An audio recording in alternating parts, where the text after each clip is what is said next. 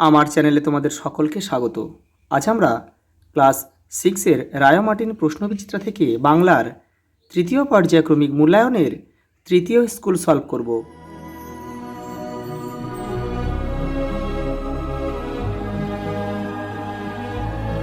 দেখো 3 নম্বর স্কুল, যারা আগের সেটগুলো দেখোনি তারা চ্যানেলের প্লেলিস্টে যাবে, ওখানে কিন্তু দেওয়া আছে। ওখানে পরিবেশ, ইতিহাস, ভূগোলও দেওয়া রয়েছে। দেখো প্রথম প্রশ্ন, ফাঁকি গল্পটি বাংলায় অনুবাদ করেছেন কি? দেখো অপশান খ, জ্যোতিরিন্দ্র মোহন জোয়ারদার। পরেরটা দেখো, যতীন দাসের দ্বিতীয় ছদ্মনাম কী ছিল? ছিল কালীবাবু। আর প্রথম ছদ্মনাম ছিল কিন্তু রবীন। দে সরকারের রচনার বই থেকে রচনা হুবহু টুকে এনেছিল কে? প্রফুল্ল। এটা কিন্তু হাবুর বিপদ থেকে নেওয়া হয়েছে। ননিদা নট আউট গল্পের লেখককে? মতি নন্দী। পরেরটা দেখো, ছোট্ট হলুদ বাঘের প্রথমে বাসা ছিল কোথায়? প্রথমে বাসা ছিল পাখিরালয়ে, তারপরে তারা কিন্তু গিয়েছিল কোথায়? সজনে খোলায় গিয়েছিল। পরেরটা দেখো, ন্যায়ের বিধান দিল, এটা হবে রঘুমণি। এটা নেওয়া হয়েছে বঙ্গ আমার, এটা বলে দিই তোমাদের একটু সুবিধা হবে, বঙ্গ আমার জননী আমার, যে কবিতাটা রয়েছে কাজী নজরুলের, সেখান থেকে কিন্তু নেওয়া হয়েছে। পরেরটা দেখো, ধরাতাল কবিতাটি যে কাব্যগ্রন্থ থেকে নেওয়া হয়েছে সেটা হলো চৈতালি। এই যে অপশান গ। পরেরটা দেখো, বাক্যের যে ক্রিয়াপদ কাজটা সম্পূর্ণ করেছে তার নাম কি? সমাপিকা ক্রিয়া। অপশান ঘ। যদি বৃষ্টি হয় তাহলে আমি বিদ্যালয়ে যাব না, তাহলে এটা কি? এটা হচ্ছে জটিল বাক্য। হত্যা শব্দটির পদান্তর করলে কি হবে? হত। দিন শব্দটির অর্থ হচ্ছে দরিদ্র। পিঁপড়ে কখন বাপ বাঁচলেম বলে উঠল? বৃষ্টি বৃষ্টি যখন একটু থামলো।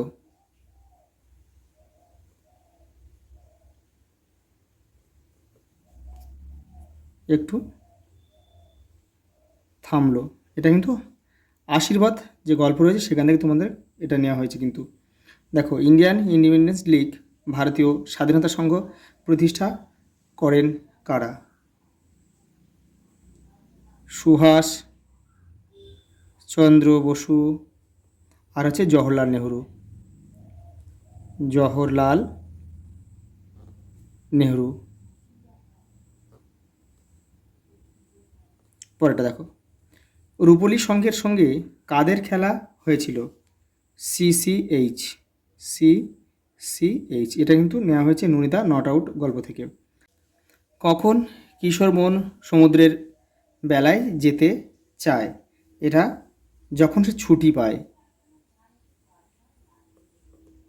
যখন সে ছুটি পায়।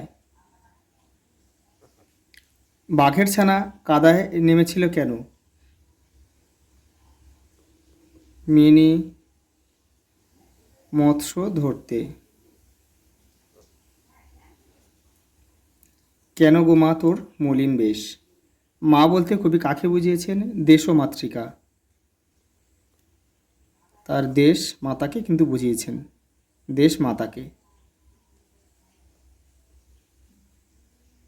ধরাতাল কবিতায় কবি কাদের ভাই বোনের সঙ্গে তুলনা করেছেন? সুখ দুঃখকে।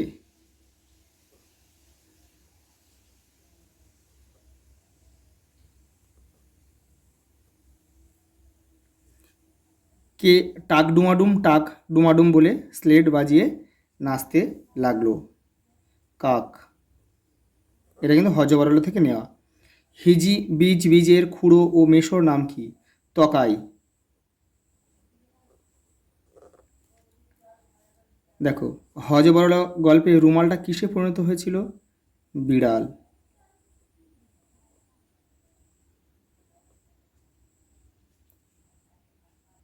দেখো পরের প্রশ্ন, আম গাছটি কীভাবে গোপালবাবুর বাড়ির নিশানা হয়ে উঠেছিল? দেখো রায় মার্টিন 108 নম্বর পেজে, এই যে দেখো এই লাস্টের, এটা এখান থেকে লিখতে হবে এই পর্যন্ত, কিন্তু এই পর্যন্ত। পরেরটা দেখো, কিরণ দাসকে তাকে লাহোর সেন্ট্রাল জেলে আনা হয়েছিল কেন? এটা হচ্ছে যতীনের ছোট ভাই, আমি এখানে লিখে দিচ্ছি। যতীনের ছোট ভাই হচ্ছে কিরণ দাস। দেখো তাকে সেন্ট্রাল জেলে আনা হয়েছিল কেন? এটা রায়ন মার্টিন 164 নম্বর পেজে রয়েছে। এই যে এই দেখো, কিরণ দাসকে লাহোর সেন্ট্রাল জেলে আনা হয়েছিল কেন? পরের প্রশ্ন দেখো, বোলিং ক্রিজে পৌঁছানোর আগে বিষ্টু কী কাণ্ড করেছিল? দেখো 143 নম্বর পেজে রয়েছে তোমাদের টেক্সটের। এই যে এখান থেকে এই পর্যন্ত লিখবে। ভদ্রবাগে হেদায় বাঁধে ডেরা, বাঘছানার এমন মনে হয়েছিল কেন? দেখো রায়ন মার্টিন 145 নম্বর পেজে রয়েছে। এই যে দেখো, এই যে সেখানে কোনো খাবার, তাদের প্রয়োজনে কোনো খাবার ছিল না। এটা এখান থেকে পুরোটা লিখতে হবে কিন্তু। পরেরটা দেখো, বঙ্গ আমার জননী আমার কবিতায় মায়ের বেশ মলিন ও কেশ রুক্ষ কেন? দেখো রায়ন মার্টিন 153 নম্বর পেজ। এই প্রশ্নটা দেখো, মায়ের বেশ মলিন ও কেশ রুক্ষ কেন? ধরাতাল কবিতায় কবির মনে আজ কী ভাবনা এসেছে? সবাই সবাই প্রতি মুহূর্তে কী কথা বলছে? দেখো রায়ন মার্টিন 179 নম্বর পেজ। এই দেখো, কবির মনে আজ কী ভাবনা এসেছে? দেখো কবির মনে আজ ছোট কথা ছোট গীতের ভাবনা এসেছে। দেখো সবাই প্রতি মুহূর্তে কী কথা বলছে? সবাই প্রতি মুহূর্তে যাওয়ার কথা বলছে। দেখো আশীর্বাদ গদ্যাংশটি লেখককে দক্ষিণা রঞ্জন, এখানে লিখছি দক্ষিণা রঞ্জন মিত্র মজুমদার। দেখো গদ্যাংশটিতে কোন কোন ঋতুর প্রসঙ্গ রয়েছে? গ্রীষ্ম, বর্ষা,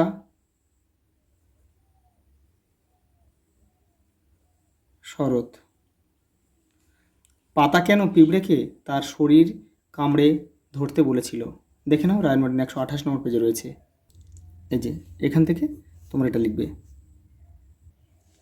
দেখো পরেটা, ড্রাইভার গাড়ি যেমন চলছিল তেমনই চলতে লাগলো। আলোচ্য উদ্ধৃতিটি কোন গদ্যাংশের অংশ? এক ভুতুড়ে কাণ্ড।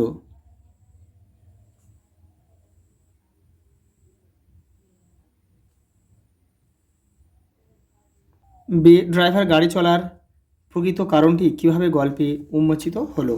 দেখো রায়ন মার্টিন 138 নম্বর পেজে। এই যে একদম লাস্টের প্রশ্নটা দেখো, এই যে এই পারে তোমাদের লিখতে হবে। এই যে এই পর্যন্ত এটা পড়ে ছোট করে লিখবে। দেখো পরের প্রশ্ন, তার কাছে রহস্য পরিষ্কার হয়, কোন রহস্যের কথা বলা হয়েছে? কিভাবে তার জ্বর ছাড়লো হাবুর বিপদ গল্প অবলম্বনে লেখো। তারপরে রয়েছে দেখো এর সঙ্গে হাবুদের ক্লাসের মনিটরের নাম কি? দেখো আগে এই প্রশ্নটা দেখে নাও, এটা 189 নম্বর পেজে রয়েছে রায়ন মার্টিনে। এ দেখো এবারেও রয়েছে। এই যে এই পর্যন্ত তোমাদের লিখতে হবে। হাবুদের ক্লাসের মনিটরের নাম কি? হরিপদ।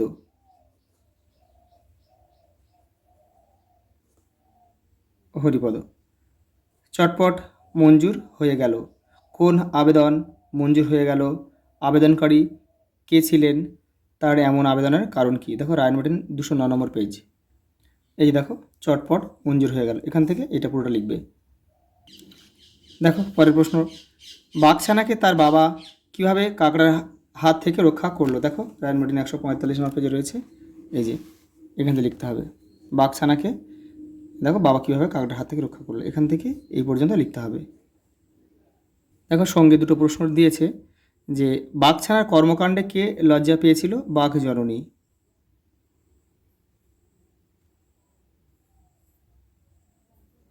আর দেখো নবনীতা দেবসেনের প্রথম প্রকাশিত বইয়ের নাম কি? প্রথম প্রত্যয়।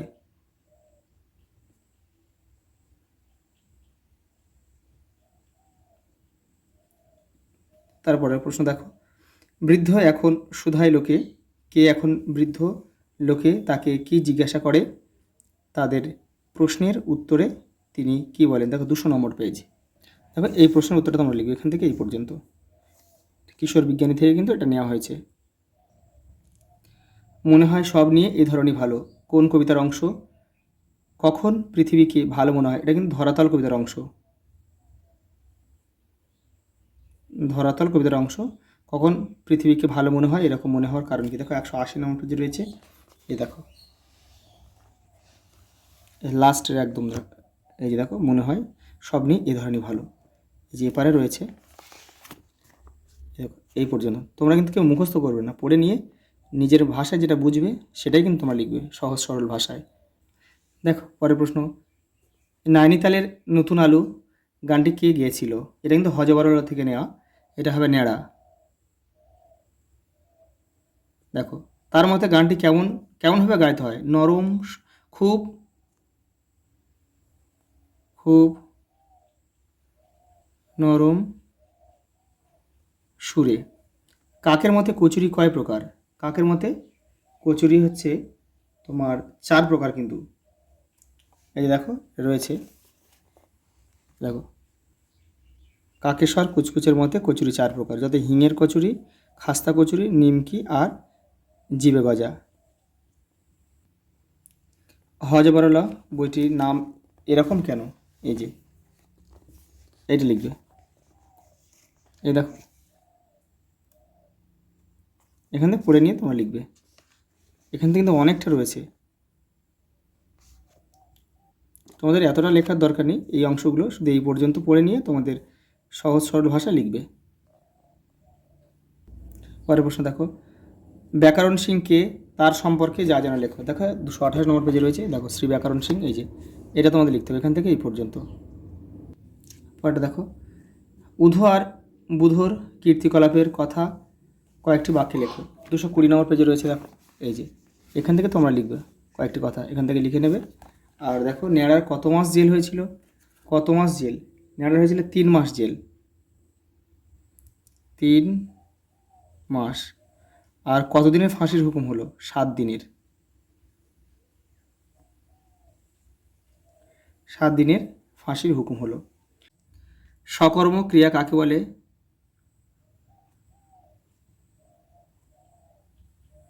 যে ক্রিয়ার কর্ম থাকে তাকে সকর্ম ক্রিয়া বলে। যেমন আমরা লিখতে পারি উদাহরণ হিসাবে, ছেলেটি বই পড়ে। ছেলেটি কী পড়ে? বই। এটা হচ্ছে কর্ম। দেখো অস্তার্থক বাক্যে রূপান্তরিত করো। এবারে আলুর ফলন ভালো নয়, তাহলে এটা আমরা, তাহলে খারাপ, তাহলে এটা আমরা লিখতে পারি কি? এবার এটাকে 9টা তুলে দিতে হবে, অথচ মানেটা এক থাকবে।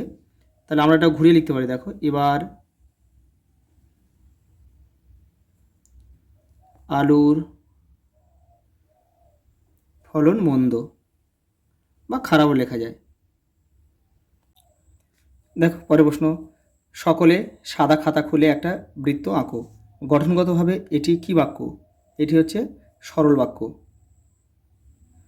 কারণ কি বলতো? কারণ এখানে একটি মাত্র সমাপিকা ক্রিয়া রয়েছে, সেটা কি? এই আঁকো। দেখো নর্থক বা নাবাচক বাক্যে রূপান্তরিত করো। রবীন্দ্রনাথ ঠাকুরের নাম আমরা সবাই জানি, তাহলে এটা আমরা যদি এটা আমাদের নাবাচকে নিয়ে যেতে হয়, তাহলে আমাদের লিখতে হবে যে, এখানে লিখছি আমি, রবীন্দ্রনাথ ঠাকুরের নাম আমাদের আমাদের সকলের অজানা, বা আমাদের কারোর অজানা, বা আমাদের সকলের অজানা নয়। দেখো একটি যৌগিক বাক্যের উদাহরণ দাও। আমি এখানে লিখে দিচ্ছি, দেখো সে গরিব কিন্তু সৎ, কিন্তু সৎ, এটা পড়ে লিখবে। পরেরটা দেখো, পদান্তর করো। গ্রাম, গ্রাম থেকে কী হবে? গ্রাম থেকে হবে গ্রামীণ বা গ্রাম্য লেখা যায়, গ্রামীণ হয়। চরিত্র থেকে চারিত্রিক, চারিত্রিক। তারপরে শহুরে থেকে শহর। তারপরে মুগ্ধ হচ্ছে মুগ্ধতা, আমি এখানে লিখে দিচ্ছি, এটা মুগ্ধতা, মুগ্ধতা আর প্রকৃতি থেকে প্রাকৃতিক। তারপরে দেখো সমুচ্চারিত ভিন্নার্থক শব্দের অর্থ লেখো, যে কোনো তিনটি। দেখো কুল, কুল দেখে নাও, এগুলো তোমাদের ভাষা পাঠে 64 নম্বর পেজে রয়েছে, একটু দেখে নাও। এই দেখো কুল রয়েছে, কুল মানে বংশ আর কুল মানে তট। এখানে দ্বীপ রয়েছে, দেখো দয় বয় দীর্ঘ প, জলবিস্তৃত ভূখণ্ড, আর দ্বীপ মানে বাতি। তারপরে দেখো রয়েছে এবারে, দেখো এবারে আছে আশা রয়েছে, আ দন্ত শাখার আগমন, আশা মানে আগমন, আর তালবশ শাখার আশা মানে আকাঙ্ক্ষা বা ইচ্ছা। তারপর দেখো কি রয়েছে উপাদান, এই উপাদান মানে উপকরণ, আর এই উপাধান মানে বালিশ।